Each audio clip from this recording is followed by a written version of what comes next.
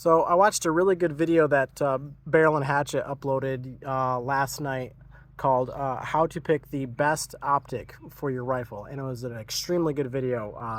I highly recommend you guys check it out. But there's one thing in there that they said that, unless I was misunderstanding them, that they got wrong. They said that they don't like picking mid-power optics that have 50 millimeter objective lenses because they're too big to fit on an AR-15 unless you use like a high scope mount.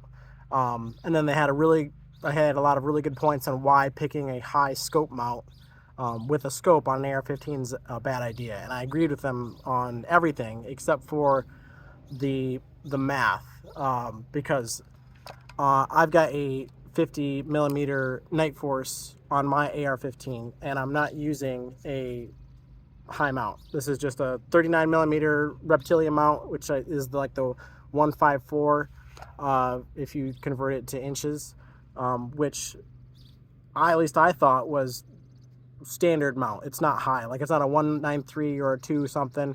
I think you can go to like 1.3 something, but like Badger and Reptilia and them, unless I'm mistaken, don't have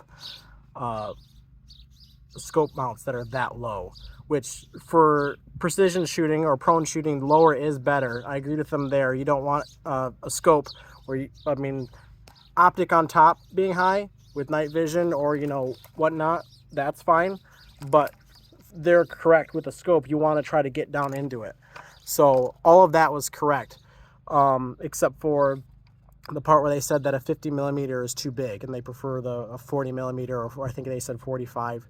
But if you look on here, I even have a kill flash over top of mine and there's still plenty of clearance there. Like there's at least another centimeter of clearance there. So you could even go bigger than 50 with a 39 millimeter mount and it would work fine. So I just had a little bit of a note to make about that one point. So if you watch that video and you are shopping for an optic, don't be afraid to get a 50 millimeter objective lens with an AR-15 and a regular 154 mount, because it'll work fine.